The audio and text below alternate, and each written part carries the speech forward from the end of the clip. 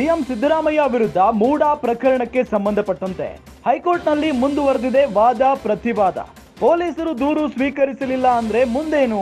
ಪೊಲೀಸರು ದೂರು ಸ್ವೀಕಾರ ಮಾಡದಿದ್ದರೆ ದಾರಿ ಏನು? ಹಾಗಾದ್ರೆ ಖಾಸಗಿ ದೂರುದಾರರು ಏನು ಮಾಡಬೇಕು ಹೇಳಿ?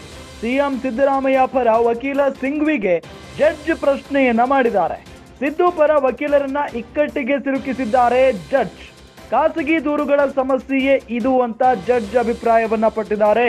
ಪೊಲೀಸರು ಸ್ವೀಕರಿಸದಿದ್ರೆ ಮುಂದಿನ ದಾರಿ ಏನು ಅಂತ ಹೇಳಿ ಈ ಸಂದರ್ಭದಲ್ಲಿ ಪ್ರಶ್ನೆಯನ್ನ ಮಾಡಿದ್ದಾರೆ ನ್ಯಾಯಮೂರ್ತಿಗಳು. ಸಿಎಂ ಸಿದ್ದರಾಮಯ್ಯ ವಿರುದ್ಧ ಮೂಡಾ ಪ್ರಕರಣಕ್ಕೆ ಸಂಬಂಧಪಟ್ಟಂತೆ ಹೈಕೋರ್ಟ್ನಲ್ಲಿ ಇವತ್ತು ವಾದ ಪ್ರತಿವಾದ ಎಲ್ಲವೂ ಕೂಡ ನಡೀತಾನೆ ಇದೆ. ಅದರಲ್ಲೂ ಸಿದ್ದರಾಮಯ್ಯನವರ ಪರ ವಕೀಲ ಅಭಿಷೇಕ್ ಮನು ಸಿಂಘ್ವಿ ಅವರು ಬಹಳಷ್ಟು ವಾದವನ್ನ ಮಂಡನೆ ಮಾಡ್ತಾ ಇದ್ದಾರೆ, ಜೊತೆಗೆ ಪ್ರಶ್ನೆಯನ್ನ ಮಾಡ್ತಾ ಇದ್ದಾರೆ.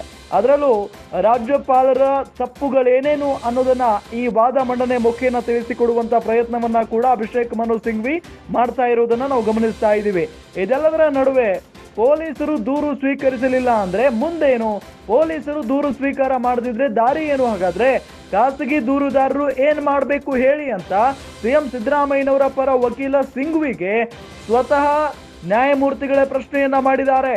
ಸಿದ್ದು ಪರ ವಕೀಲರನ್ನ ಈ ರೀತಿಯಾಗಿ ಪ್ರಶ್ನೆ ಮಾಡುವ ಮುಖೇನ ಇಕ್ಕಟ್ಟಿಗೆ ಸಿಲುಕಿಸಿದ್ದಾರೆ ನ್ಯಾಯಮೂರ್ತಿಗಳು.